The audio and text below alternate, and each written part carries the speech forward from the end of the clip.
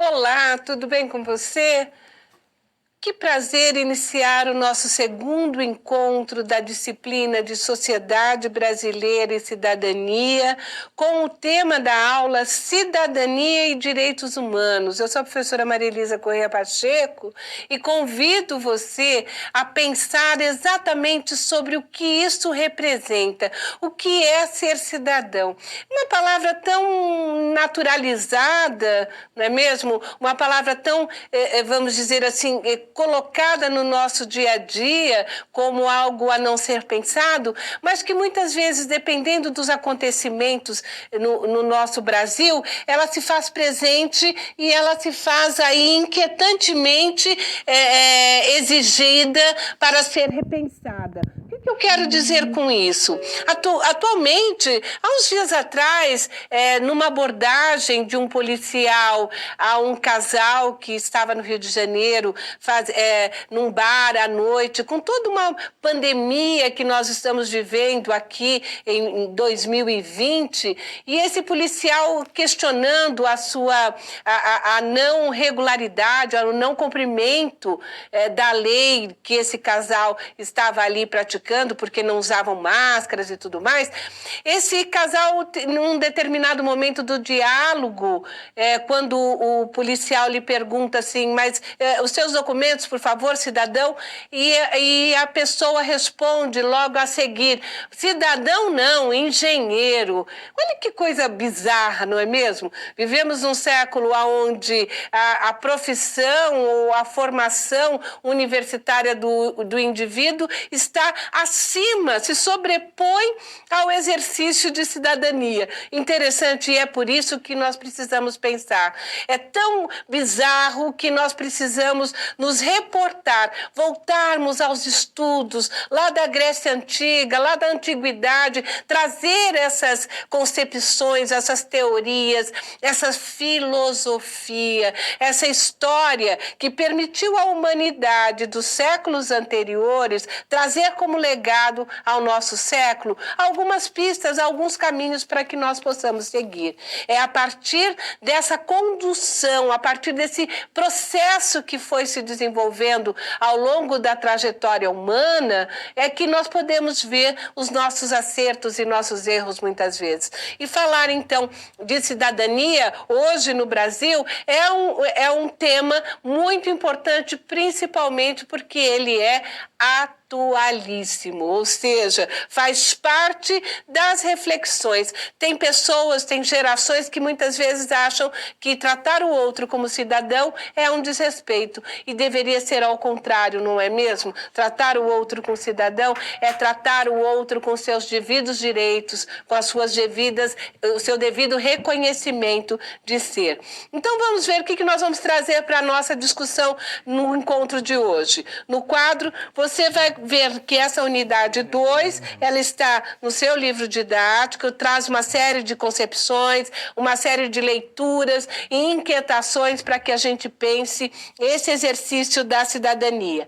E como competência dessa unidade, nós convidamos você a entender as dimensões e os significados do exercício da cidadania e dos direitos humanos. Veja, o exercício não é somente uma palavra vazia ou esvaziada, mas o exercício, aquilo que ela provém e aquilo que ela é capaz de ser realizada. Aqui é o, né? O exercício da cidadania e os conhecimentos históricos científicos dos direitos humanos e da democracia.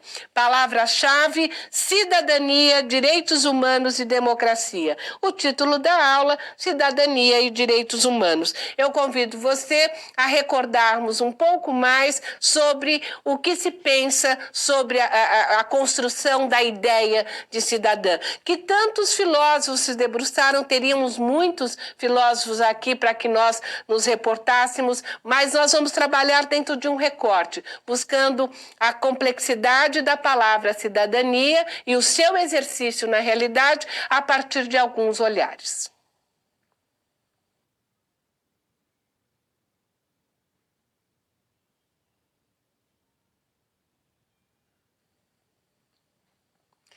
O que faz um cidadão? Bom, esse termo, se nós, antes de percorrermos aí a idade clássica, antes de buscarmos sua resposta para o termo, o seu sentido, né, para o termo nos clássicos da filosofia, vamos observar que esse termo ele é regido, ele é determinado, ele é normatizado dentro do processo da nossa Constituição. A Constituição brasileira de cidadania, né, ou seja, os impasses da cidadania, a Constituição brasileira de 1988, trazem ali claramente quais são os direitos e os deveres do cidadão brasileiro. Então, é importante que nós partamos dessa reflexão, que nós observemos que se a normatização das nossas condutas, das nossas relações, das nossas maneiras de entender o nosso papel em sociedade, ele é regido por uma Constituição que se chama a Constituição de 1988, a Constituição Liberal do Brasil, a Constituição aí que retoma os princípios pós-ditadura militar. Essa Constituição, ela nos deixa aí alguns entendimentos. Vamos ao principal artigo que ela fala do cidadão. Vamos ao quadro. Artigo número 1. A cidadania, enquanto parágrafo único, ela coloca: todo poder emana do povo. Então, a principal ideia é que a cidadania é um exercício da participação do povo nas coisas públicas e na vida social. No seu artigo 5, ela reafirma a soberania da cidadania e da dignidade humana na medida em que ela vai tratar dos direitos básicos, né, que são aí estabelecidos nesse ordenamento jurídico. Então, ela diz: todos são iguais perante a lei, sem distinção de qualquer natureza, garantindo-se aos brasileiros e aos estrangeiros residentes, olha os migrantes aqui, né, no país, a inviolabilidade dos direitos à vida, à liberdade, à igualdade, à segurança e à propriedade. Nós chamamos a Constituição de 1988 ainda uma Constituição liberal, né, ou neoliberal capitalista, exatamente porque ela trabalha o processo de inviolabilidade, né, dos direitos dos seres humanos, dos direitos dos brasileiros e brasileiras que aqui residem.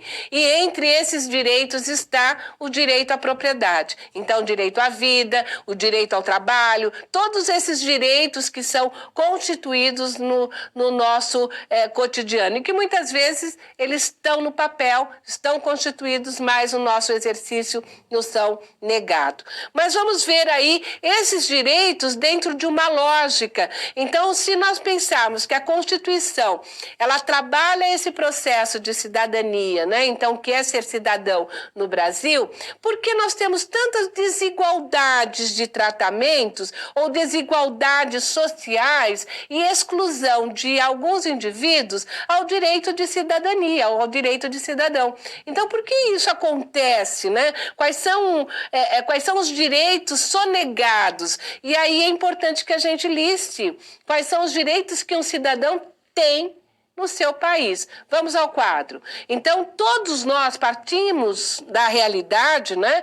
Todos nós brasileiros e brasileiras temos o direito ao trabalho, à saúde, à justiça, à moradia, à educação, a educação, o combate à violência, né? Então, esse é o retrato da realidade do Brasil. O combate ao poder e temos os recursos naturais também enquanto o direito. Então, o direito aqui colocado como um direito formal, né? Então, seria dever do Estado nos garantir trabalho, saúde, segundo a Constituição, tá? Então, partindo da Constituição, Olha aqui comigo dentro desse processo.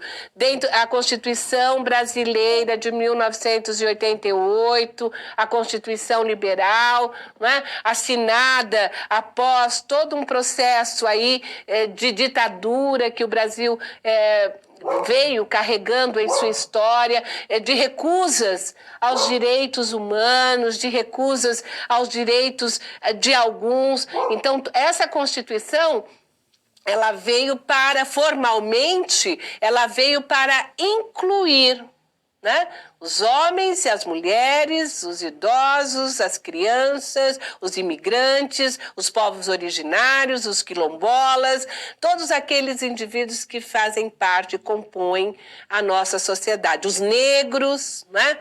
Contudo, nós vamos ver que esse poder formal muitas vezes não é exercido como um poder de direito legal, né? Então, é um poder formalizado, mas que muitas vezes exclui a cidadania. Principalmente quando nós observamos a sua prioridade voltada mais, de repente, para o capital financeiro, mais voltado para o lucro do que pela vida humana. Mas vamos observando aqui. No quadro, as dimensões da ação cidadã local e global, elas se dão através do quê? Da ação cidadã local, né, que representa o pertencimento desse indivíduo como membro de um Estado-nação, tá? Então, dos direitos e deveres. Então, todo cidadão local, ele tem direitos e deveres que são garantidos por nosso Estado-nação, pelo Estado brasileiro.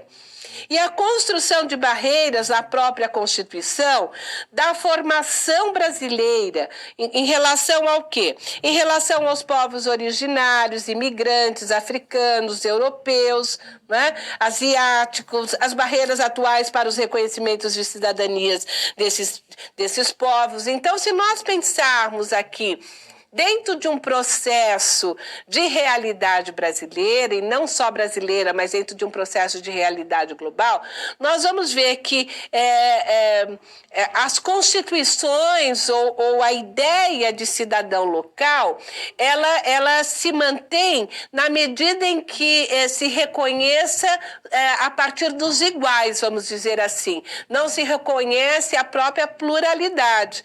E atualmente, não só no Brasil, mas nós temos visto que há muita exclusão ou muitas diferenças, isso constatado enquanto fatos, né? Enquanto observações, de que povos que fogem, os imigrantes, por exemplo, que fogem das suas localidades, das suas regiões, né? E vão em busca de uma possível sobrevivência, vão em busca de matar a sua fome em outros países, eles não são permitidos as suas entradas, não são permitidos aí aos sírios, aos palestinos, não são permitidos que eles consigam, aos africanos, né, que fogem muitas vezes de guerras, né, não são permitidos que eles adentrem os outros países exatamente porque não se reconhece a cidadania desses povos. Então, são questões aí complexas e contraditórias que precisam ser repensadas, né? Porque o Estado-nação, com a globalização, ele faz um discurso da integração, da interação entre os povos, mas, na realidade, é a integração e a relação entre os comércios, né? Entre os comércios, e não entre as benesses para a humanidade. Bom, do súdito ao cidadão, como é que a gente pode resolver isso, então? Não é? Se pensarmos o processo da soberania a partir dos clássicos, como que a gente consegue resolver isso? Vamos ao quadro. Do súdito ao cidadão, nós estamos aqui dialogando com a teoria de Rousseau, né? Então, Rousseau foi um dos grandes aí, representantes da filosofia liberal, né? E aí colocado como um pensador, um filósofo que faz uma crítica, né, a todo esse processo. E ele diz o seguinte: A crítica que se faz à vontade geral, né, vamos dizer assim, do exercício da participação do todo. Então, a crítica que se faz à cidadania do Brasil atual é porque ela ainda está ligada à ideia do exercício do voto e não da participação, né, o exercício da participação cidadã. Então, do súdito que é submetido às leis. Então, ainda nós estamos naquela relação onde o súdito apenas se submete às leis e não ao contrário, como Rousseau nos colocava ali no século XVIII, que é o exercício ao contrário. No momento em que, deixa eu tentar explicar isso, no momento em que o cidadão ele entende a sua soberania de participação nas coisas do Estado, o Estado se torna súdito desse cidadão, né? Então, aí é ao contrário, é o avesso. Dentro dessa lógica, Rousseau nos demonstra a importância da participação do cidadão nas coisas públicas.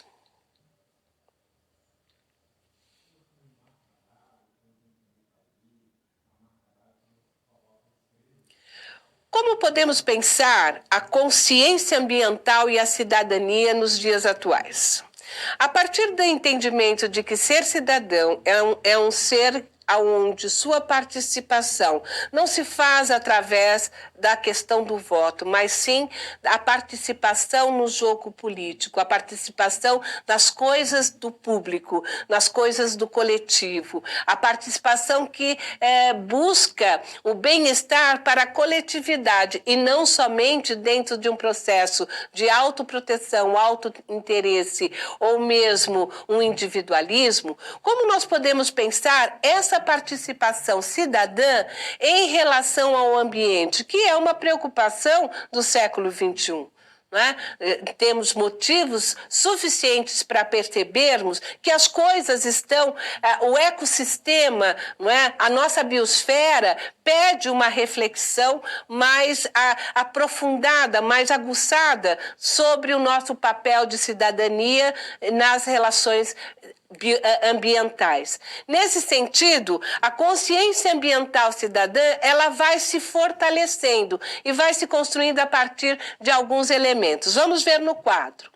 A cidadania ambiental como um reconhecimento da natureza como um sujeito de direito. Então, quando nós falamos de uma cidadania ambiental, nós estamos buscando, através do reconhecimento de que a terra, a água, as nossas riquezas minerais fazem parte, são sujeitos de direitos e têm uma dimensão social e também a relação étnico-raciais derivadas na questão ambiental.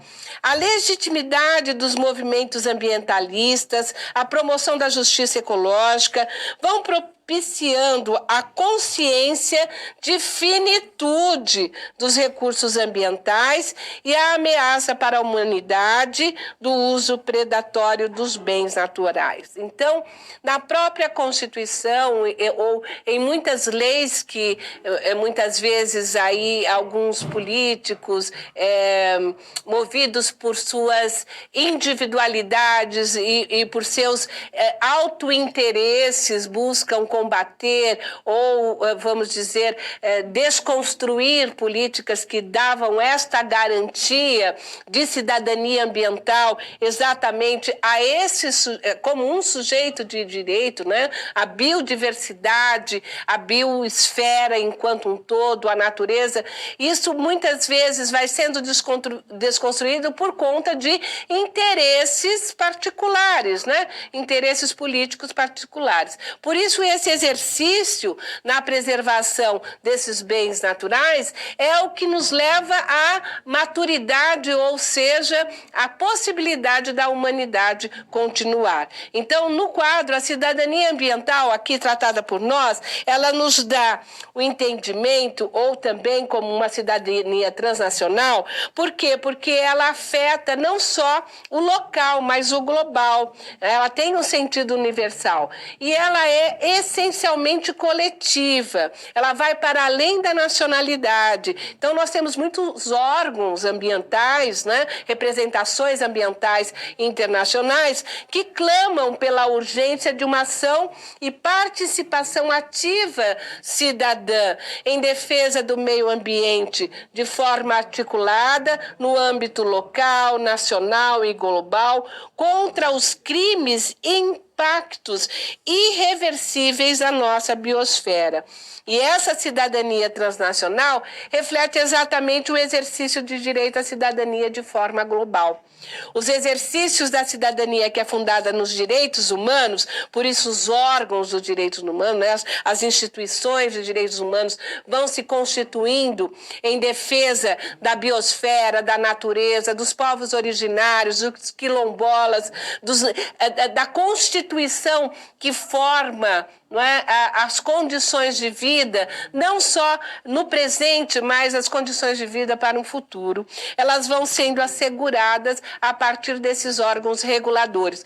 No entanto, para que esses órgãos reguladores eles tenham a expressão necessária e rigorosa que se espera dentro das comunidades, tais como o Brasil, é preciso também que as políticas públicas voltadas ao ambiente e realizadas pelos nossos governantes, pela maneira política que eles se colocam, é preciso que eles também tenham essas mesmas consciências, né? Ou seja, essa consciência transnacional. É preciso que eles exercitem essa consciência transnacional e não muitas vezes aí a coloque em detrimento em busca de um desenvolvimento ou um progresso individual de pessoas ou grupos ou corporações que muitas vezes só pensam na sua lucratividade.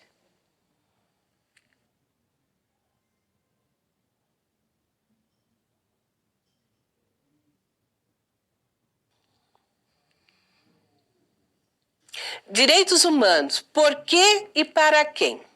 Bom, estamos agora pensando aqui sobre o que se refere a direitos humanos. Então, quando nós falamos, quando a gente pensa, olha, uma cidadania transnacional, né? Uma cidadania que vai além do local, uma cidadania que busca preservar os bens, né? A biodiversidade, a biosfera, os povos originários, os quilombolas, a organização e a estrutura de determinadas comunidades ribeirinhas. Então, quando a gente pensa nesses povos, nós vamos ver que eles são sempre os mais vulneráveis, né? Eles estão sempre na mira dos grandes capitais, dos grandes interesses transnacionais do capital corporativo, enfim, eles estão sempre na mira de serem aí devastados, né?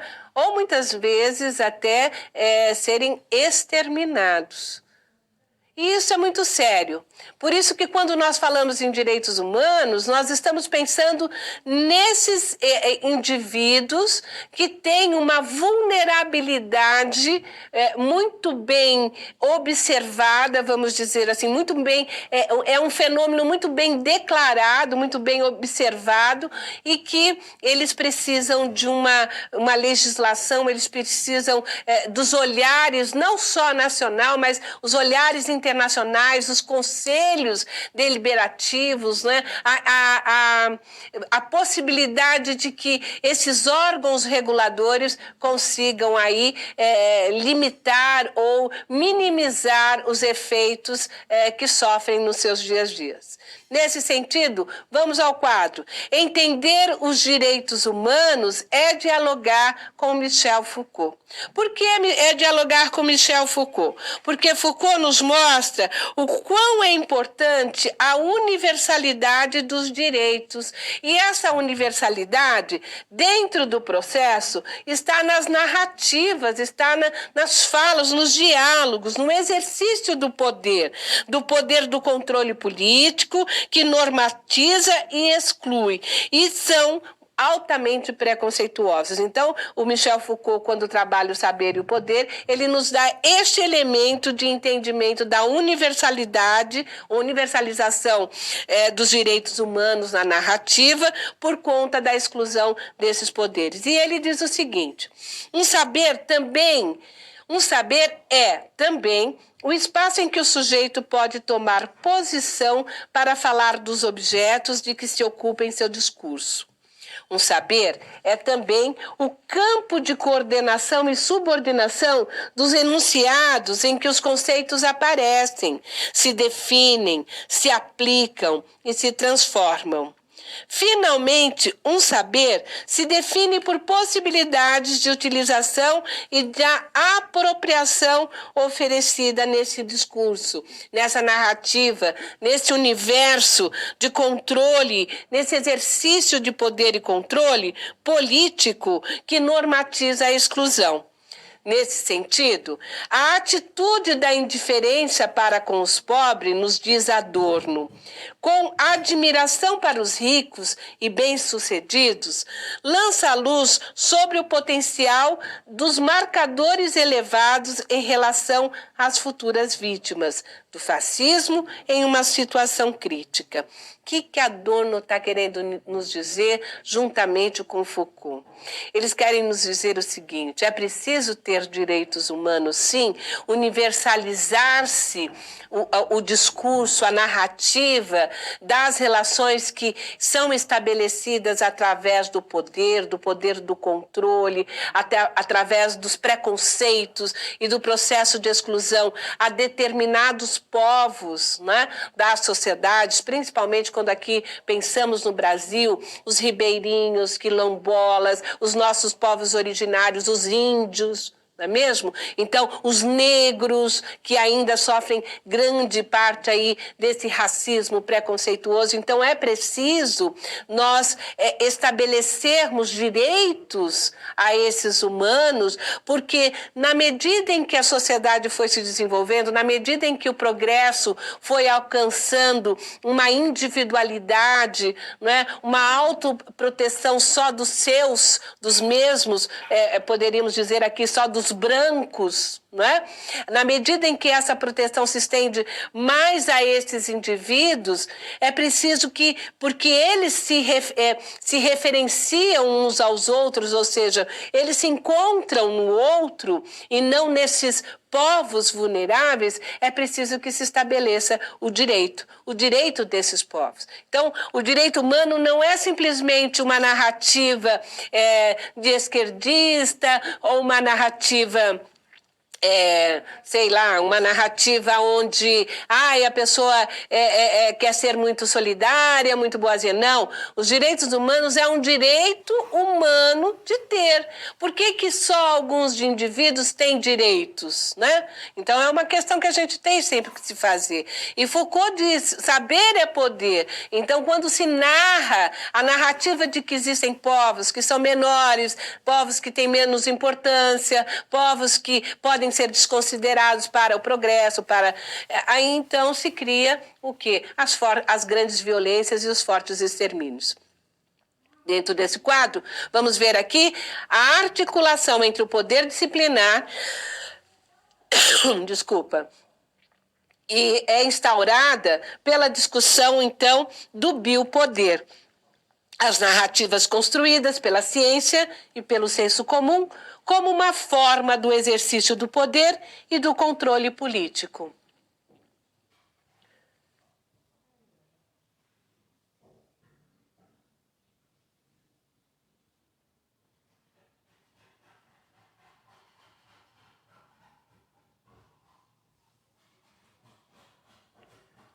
Te convido agora para tentarmos resolver a primeira problema dessa aula. Ela diz respeito à lógica da punição e os agentes políticos. Ela diz respeito às teorias de Michel Foucault, no sentido de que o saber é poder, a questão da bioética e como essa construção de narrativa vai desenvolvendo uma consciência punitiva dentro da própria esfera pública em relação a determinados povos, a determinadas situações sociais da nossa atualidade. Então, dentro desse quadro, vou apresentar para você a situação problema. Quando você lê a seguinte mensagem em um editorial de notícias: pretos e pardos representam 78% dos mortos por intervenção policial no Rio de Janeiro em 2019. Como que você se comporta? Como que você sente essa afirmação ou esse noticiário? Pretos e pardos são mais de 78% dos mortos pela intervenção policial, pela intervenção dos agentes públicos do Estado na cidade do Rio de Janeiro. Bom, você deve estar pensando comigo, provavelmente esses preto, pobre, pardo, vive na favela e são exterminados mesmo, porque devem ser drogados, devem ser dos grupos de risco, devem fazer parte das grandes organizações criminosas, né? São pretos e pardos. Qual é o problema? Este é o problema. Quando nós olhamos essa notícia e não paramos para refletir que 78% das pessoas assassinadas num país como o Brasil são pretos e pardos, nós estamos negando a nossa própria condição humana, a nossa própria história de construção da nossa civilidade ou civilização. A civilização brasileira ela é composta por negros, índios e brancos. E quando essa informação não lhe toca, é porque alguma coisa está acontecendo. E aí eu questiono: como essa informação é recebida por você? Você naturaliza essa informação ou fica indignado? Então, quando nós falamos, você naturaliza, você acha isso normal? A vida inteira foi assim, desde que eu conheço desde o final da escravidão, os negros só bebiam, ficavam, né? É assim que você entende? É assim que você naturaliza? Ou você recebe isso com uma forte preocupação e uma imensa indignação? Quando pensamos nessa informação, nós estamos trabalhando com os nossos preconceitos, com a nossa ideia de identidade de povo. Nós estamos trabalhando com a nossa perspectiva de que existe uma raça superior às outras. Quando nós não paramos para pensar em relação ao nosso racismo estrutural, ao nosso racismo naturalizado no Brasil, que ele é amenizado muitas vezes pela abrangência ou pela ascensão de um negro ou outro do povo brasileiro, quando nós naturalizamos tudo isso é porque nós estamos observando que somos realmente um país estruturalmente racista. Nesse sentido, nós poderíamos pensar que a resolução desse problema se dá nos seguintes questionamentos. No quadro, primeiro, a ausência de políticas públicas, né? Então, a ausência de políticas públicas no Brasil e a própria contradição da Constituição, que nos diz que todos são iguais perante a lei, sem distinção de qualquer natureza. E essa igualdade só é posta de uma forma formal, porque essa igualdade não é estendida aos negros, aos quilombolas, aos índios, aqueles indivíduos que têm a sua origem brasileira muito bem demarcada desde a Constituição do tal descobrimento do Brasil em 1500. Nega-se, nesse sentido, o direito ao diferente. E ao negar o direito ao diferente, nós passamos a desumanizá-lo. Então, é uma justificativa para aceitarmos esse forte racismo estrutural que nós carregamos no nosso dia a dia. E eu falo nós, e eu falo, olha, você para pensar como você vê essa situação, é porque nós não paramos para tentar desumanizar essa situação. Nesse sentido, ainda no quadro, você consegue verificar que os direitos internacionais, os direitos humanos e a obrigação dos governos locais e globais em cuidar desta pauta, em verificar, em se debruçar para que o biopoder e a necropolítica, que é essa guerra, não constitui apenas um meio para obter a soberania, mas também um modo de exercer o direito de matar. Deixa eu explicar. Hoje em dia, você já deve ter ouvido muito essa expressão necropolítica, né? Que faz parte dessa relação com o biopoder.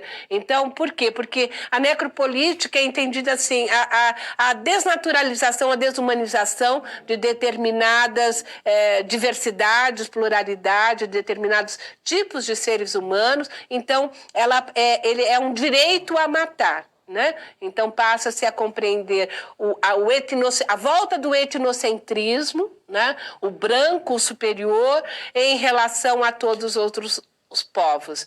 Isso é o caminho para um fascismo.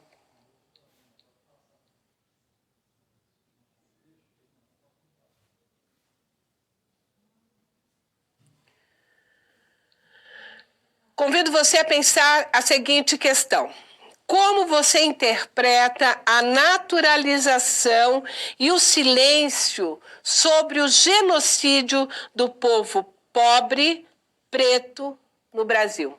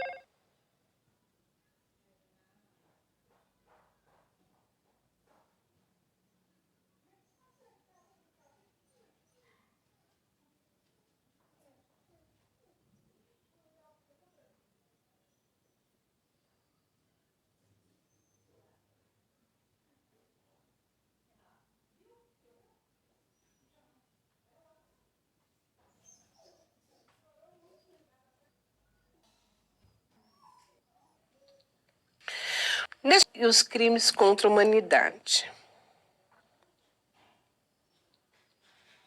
Direitos humanos e os crimes contra a humanidade. Um tema que historicamente é retratado por uma série de intelectuais da ciência política, da sociologia, da filosofia, das ciências humanas de um modo geral, de todos aqueles que se preocupam em relação aos fatos, aos acontecimentos aí observados na história. Uma história recente, uma história que diz respeito ao século XX, uma história que faz parte do meu século de nascimento. Uma história onde se constituiu ali uma série de órgãos internacionais, uma série de reflexões, cuidados em que os indivíduos passam a se preocupar após a Segunda Grande Guerra Mundial em relação à vida do outro, em relação às grandes atrocidades que foram cometidas em nome de individualismo, em nome de petróleo, em nome de capital, em nome de interesses que muitas vezes, ou na maioria das vezes, eles implicam aí numa soberania, numa vontade de se ter o mundo aos pés. Então, dentro dessa concepção de construção, os direitos humanos, eles advêm após as discussões das grandes guerras, na Segunda Guerra Mundial, principalmente pelo genocídio, pela maneira com que os alemães trataram, né? Não vamos chamar os alemães, vamos colocar pela maneira que aqueles que seguiram as ideias de Adolf Hitler, colocando aí a vida de ciganos, de judeus, de todos aqueles que se colocavam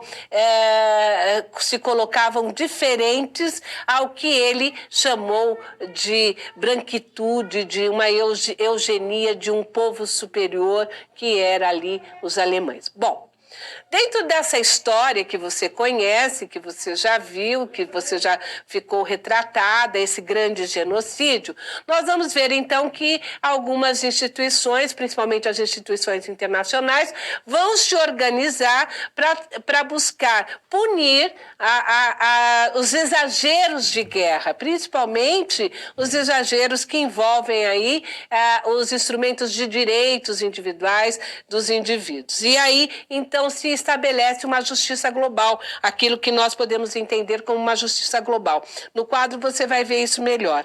A Justiça Global de 1948 foi um instrumento do direito internacional em defesa dos direitos humanos, para coibir práticas intoleráveis que atentam à humanidade. Quais são essas práticas? A violação dos direitos individuais ou de grupos sociais, por motivo político, econômico, religioso ou racial. Então, ainda hoje a gente vê muito isso, né? No nosso século XXI, o problema entre diversas regiões aí, ocidentais e também orientais. O assassinato, a escravidão, deportação, tortura, prisão, tudo isso depõe contra a vida dos indivíduos. E aí, então, se estabeleceu o Tribunal de Nuremberg e a Corte Penal Internacional.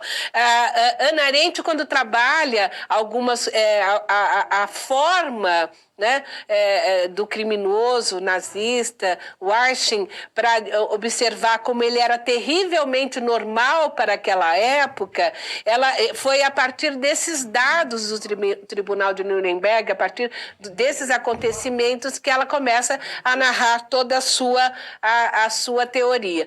E a Corte Internacional, ela vem exatamente para buscar coibir, né, ou punir, ou mediar situações que se vem aí observando através desses genocídios. Mas genocídios de massa, a gente tem visto aí muito, né, escancarado principalmente a partir das tecnologias, a sociedade global e tudo mais. A gente vê como alguns povos africanos fogem dos seus países em guerras, alguns muçulmanos, como que isso é estabelecido sido a Síria. Então, assim, a gente sabe, os palestinos, como tudo isso se comporta ainda em pleno século XXI. Muitas vezes camuflado em relação a religiões, a posições de religiões, e outras vezes escancarado a submissão daquelas civilizações ao capital, aos interesses internacionais e financeiros. E no Brasil, nós temos essa lógica ou essa condição de pensarmos, né, a memória, vamos dizer assim, a memória não só latino-americana, mas a memória brasileira dos genocídios que aqui também já aconteceram. Nós temos isso como observar. Nós vamos ver que foi constituída uma lei em 2011 para que isso pudesse ser regulamentado, observado. Mas vamos ao quadro que você vai ver essa questão. Memória latino-americana dos crimes contra a humanidade são colocadas o genocídio e a escravidão como duas grandes memórias, tá? Então, o genocídio dos povos originários da América faz parte da própria memória latino-americana, ou seja, do tal do descobrimento das Américas, né? Então, a América Latina em todo, praticamente, mataram todos os seus povos originários, ou, quando não, no século XV, agora no século XX.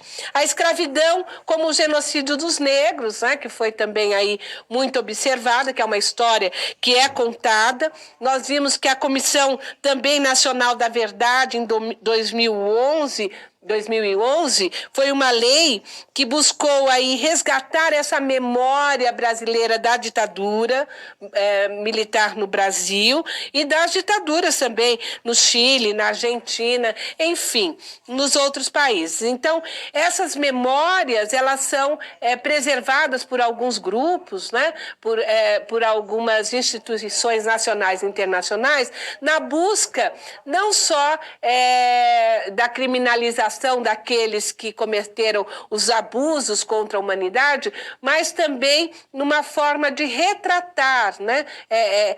Dar valor àquelas vidas que foram perdidas. Muitas pessoas, muitas vezes, falam que nós estamos vivendo com a pandemia um certo genocídio por conta de algumas políticas públicas não estarem sendo aí colocadas e tudo mais. Mas isso tudo só a história vai contar. Só a história vai nos trazer esses elementos. E o mais interessante é que quando nós falamos em direitos humanos, em plena sociedade que nós estamos vivendo, sociedade capitalista neoliberal, nós esquecemos que os princípios, as ideias desses direitos humanos surgiram lá exatamente com os liberais, surgiram com Rousseau, surgiram com as ideias de Locke, na preservação, no princípio de preservação da vida humana. Então, dentro dessa ideia, ela vem aí permeada, o iluminismo, os direitos humanos, eles permeiam esse espaço, né? Essa época de Kant, de Locke, de Rousseau. Vamos ver quais eram os principais princípios lá no século XVII e XVIII? Primeiro, a autonomia do indivíduo. Todo indivíduo tem liberdade, liberdade de direito, de liberdade natural. O humanismo, a vida humana, ela deve ser colocada acima de qualquer interesse. O universalismo, a pertença do gênero humano e o respeito à diversidade. Por isso, quando falamos na questão dos direitos humanos e na preservação da vida, é importante nós quebrarmos essa lógica do punitivismo. Não é? O que é essa lógica do punitivismo? É a lógica que Foucault vai nos mostrando, que vai sendo criada a partir da sociedade contemporânea, a ideia de uma mentalidade de vingança moralista em relação a determinados povos, a determinadas civilizações, a determinadas, vamos dizer assim, a determinadas pessoas, né? Então, esse punitivismo, ele cresce com a consciência, ou cresce formando a ideia de determinados indivíduos. E por isso que Foucault nos coloca em Vigiar e Punir, que é preciso combater esse punitivismo. Vamos observar o punitivismo como uma mentalidade traiçoeira, de vingança moralista, que dissimula estimula o sentimento sádico dos vingadores. Controle, técnicas, formas de vigilância. É o funcionamento da sociedade moderna contemporânea que levam à sujeição desses indivíduos enquanto eles se submetem a essa ideia do controle do panóptico, né? O controle, ou seja, a técnica de controle geral. E faz com que, nesse sentido, a expansão, por exemplo, carcerária no Brasil, né, não ser o único destino, mas uma política significa que ela pode ser questionada, desacelerada e, por fim, revertida por outras políticas. Isso quem nos diz é Luiz Vacan. A ideia punitivista brasileira na construção ou no armamento ou na construção de muitas penitenciárias, ou seja, a sociedade do controle, a sociedade do vigiar e punir, da vingança, não é a única maneira para que a gente possa construir uma sociedade melhor.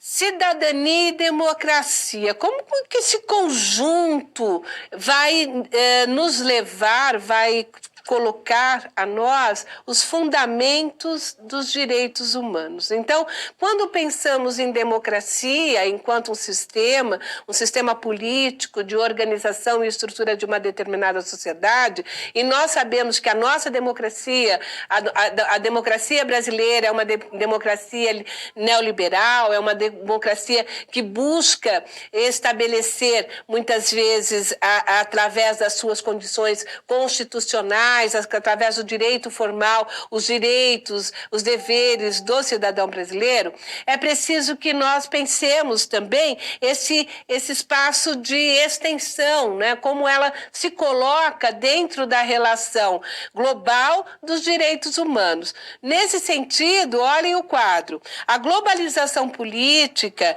ela está ligada umbilicalmente ao funcionamento das democracias e da efetiva participação da maioria dos cidadãos nas decisões políticas, assegurando os direitos fundamentais previstos na Constituição brasileira. Então, nós vamos ver que a possibilidade da política ao alcance, a possibilidade da democracia política ao alcance de todos. E esse cidadão, como você sabe, esse cidadão não é aquele cidadão apenas o direito do voto, é aquele cidadão com direito à participação, a expressar os seus, não só os seus conhecimentos, os seus sentimentos, mas as suas vontades de escolha. Então, essas escolhas vão sendo vão construindo, né? Ou melhor dizendo,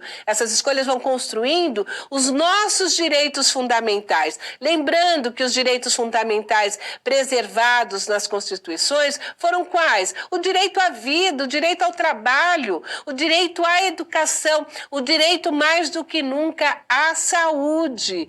Isso faz parte da construção de uma democracia e de uma democracia liberal, porque ela se estende a esse processo universal. Nesse sentido, Bonavides nos diz o seguinte: direitos fundamentais, eles podem ser vistos como criar e manter os pressupostos elementares de uma vida na liberdade e na dignidade humana. Bom, se esses direitos fundamentais nos são colocados, então quais são eles? São os direitos civis e políticos, o direito do exercer-se politicamente, os direitos sociais, econômicos, culturais e coletivos, a preservação humana e ambiental, né? Essa preservação humana e ambiental, a democracia, a informação e o direito ao pluralismo. Então, 4 elementos básicos que fundamentam, que fundam o nosso exercício de cidadão. 4 elementos básicos: o direito civil e o direito político, o direito de ir e vir, o direito de manifestar-se a favor ou contra, o direito de se colocar em busca de uma política diferente de sociedade, um bem público diferente de repartição. Então, esse direito me é constituído pela Constituição de 1988. É um direito de manifestação. E esse direito de manifestação já me permite um outro direito, que é o direito à informação. O cidadão tem o direito de saber o que, de fato, em transparência, acontece em nossa sociedade. Nós temos direito a um processo democrático de posicionamento, mesmo que dentro de uma ideia neoliberal, do direito de proteção às propriedades privadas, proteção vamos dizer, a uma classe social em detrimento de outra, mas é um direito que nos é fundamental. E esse direito, ele nos leva a pensar o direito humano que faz parte de um todo, de uma biosfera, esse direito humano e o ambiente, porque quando pensamos no ambiente, nós estamos pensando também numa natureza. Não é só a natureza humana, do ser humano, do homem, mas a natureza enquanto uma existência, uma essência, assim como nossos povos originários pensavam no passado. E esses direitos sociais econômicos. Nesse sentido, nós vemos aqui que esses direitos, eles são formalmente colocados, mas existe uma grande desigualdade no Brasil de poder-se realmente fundar-se esses direitos a todos. Então, existe uma distribuição de renda que é concentrada, e isso não nos permite ter esses direitos gerais, vamos dizer assim, e a concentração fundiária, a concentração da terra. Então, isso estabelece a desigualdade no Brasil. São direitos que vão nos diferenciando nesse processo democrático. Olhe no quadro. Florestan Fernandes, que completa aí 100 anos, né, das suas reflexões e dos seus, a sua grande contribuição, não só como sociólogo, mas também como político brasileiro, ele diz que a democracia só será uma realidade quando houver, de fato, igualdade racial no Brasil. E o negro não sofrer nenhuma espécie de discriminação, de preconceito, de estigmatização e de segregação, seja em termos de classe, seja em termos de raça. Florestan disse isso em 1989.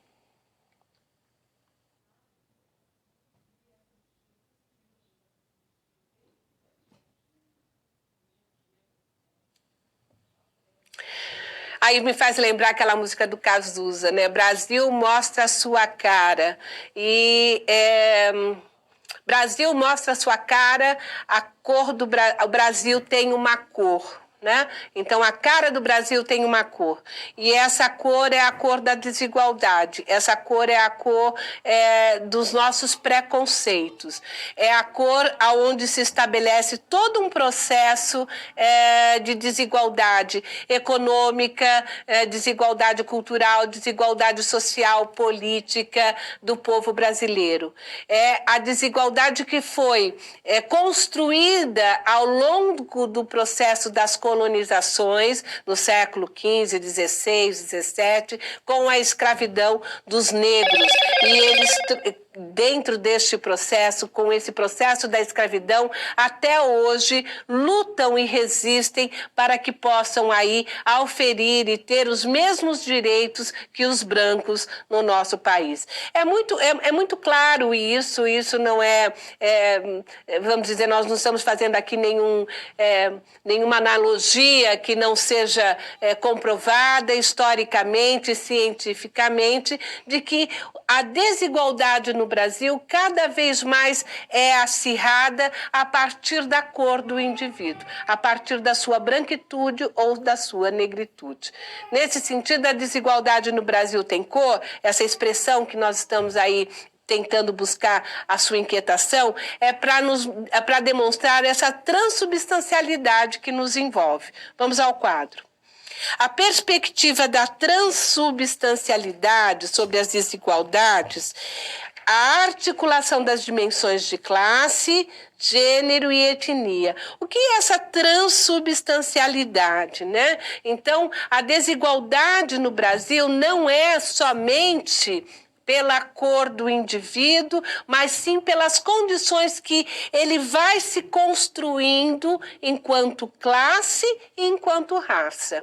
Então, essa transubstancialidade são vários elementos, várias contradições que vão se estabelecendo na substância, né, da construção dessas identidades. Então, por isso que a gente fala, não é só ser negro, mas ser negro ou negra no Brasil, onde o gênero mulher e homem recebem tratamentos diferentes, e aonde a raça europeia, aquela que vem com a branquitude, com os olhos azuis, os olhos verdes, foram sendo estabelecidas como a normalidade, ou seja, o tipo ideal do brasileiro, e não, aqueles que realmente eram aqui os povos originários. Então, isso é muito interessante, essa discussão, porque partirmos da desigualdade, gente, desigualdade nós temos em todas as classes sociais e temos a desigualdade em todas as raças. Nós temos nos brancos, nos índios, nos negros, contudo, cientificamente, estatisticamente, é comprovado no Brasil que a maior parte dessa desigualdade encontra-se nesse gueto que são os negros brasileiros. No quadro, o racismo, o sexismo e o etnocentrismo, ou seja, a visão do branco europeu sobre os outros povos, são os fatores das desigualdades que afetam milhões de humanos em todo o Brasil, e não só no Brasil, no mundo todo. Mulheres negras indígenas em todo o Brasil. Então, em todo o Brasil, sejam elas mulheres, negras, as indígenas, em todo o nosso país. Nesse sentido, é importante também aqui utilizarmos das ideias de Habermas, quando ele nos mostra que a democracia, a justiça social e o respeito às diferenças culturais, elas são necessárias para que o Estado de Direito e a democracia não fechem os seus olhos, nem para as condições de vida sociais desiguais, nem muito menos para as diferenças culturais.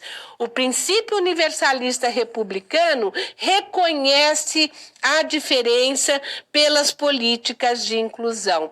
E esse reconhecimento, ainda trabalhando a ideia de Habermas, é intersubjetivo, porque ele confere a legitimidade às lutas sociais. As injustas condições sociais de vida na sociedade capitalista devem ser compensadas com distribuição mais justa de bem coletivo. Então, presta atenção.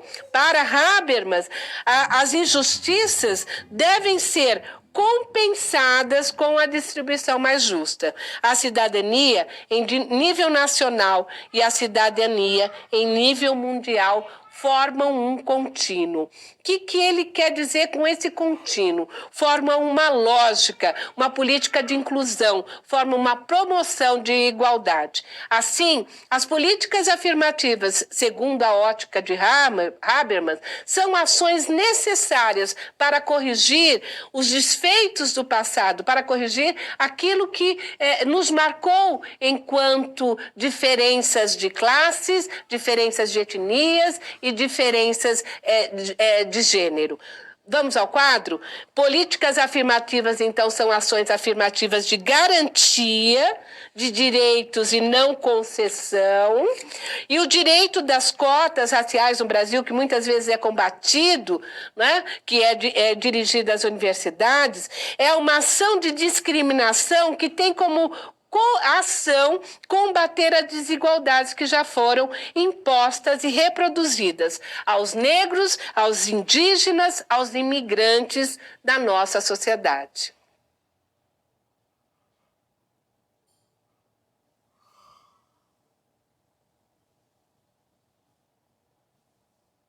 A desenvolver comigo uma situação-problema.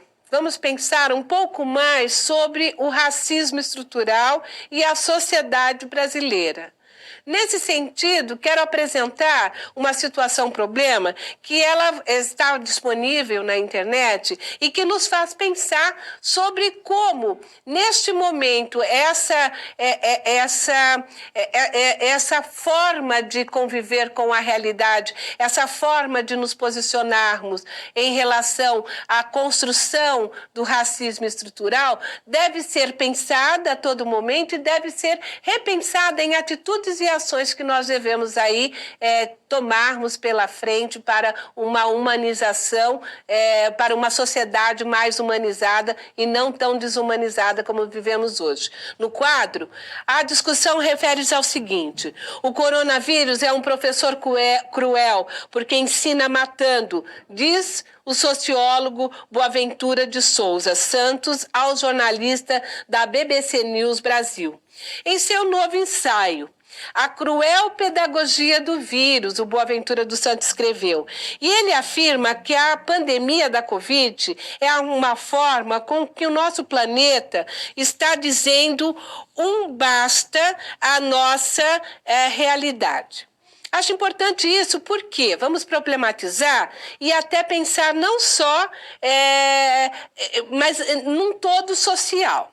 Se na pandemia da Covid-19 negros morrem mais que brancos, por quê? Como as desigualdades sociais e culturais e econômicas são determinadas para maior risco de infecção e morte pela doença causada pelo novo coronavírus? Como isso pode estar se manifestando? O que nós estamos pensando aqui? Segundo alguns dados do IBGE, não é? As populações que estão mais vulneráveis ao vírus, ou a população que até então não estava sendo registrado, até acho que março, abril, não estava sendo registrado a cor dos indivíduos no óbito.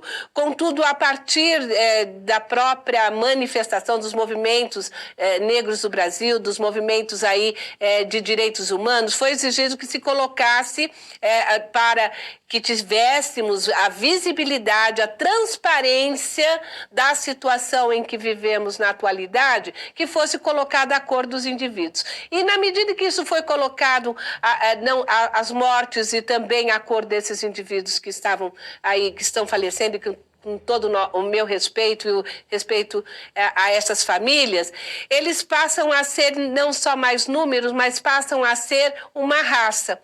Nós vamos ver que grande parte da população, segundo os dados estatísticos, que mais estão vulneráveis à mortalidade são os negros no Brasil, os índios, que também isso é muito sério, né? Os quilombolas e os ribeirinhos. Então, são esses povos que já são vulneráveis e por isso que os direitos humanos e internacionais estão aí para tentar minimizar essas perdas.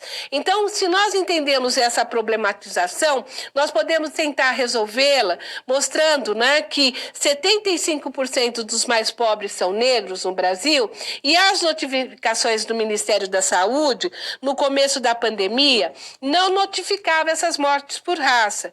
Então, se nós combinarmos raça e índice de escolaridade, o cenário vai ficar ainda pior. Por quê? Vai mostrar mais desigualdade ainda. Pretos e pardos sem escolaridades morrem 4 vezes mais pelo novo coronavírus do que os brancos com nível superior.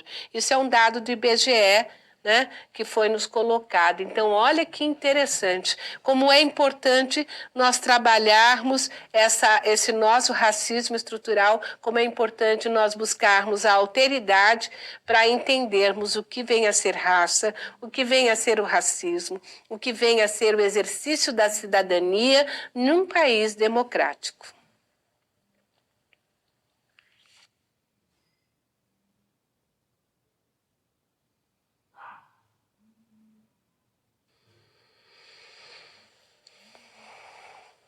Você acredita que as ações afirmativas são um direito ou uma concessão? Eu convido você a pensar sobre isso um pouco.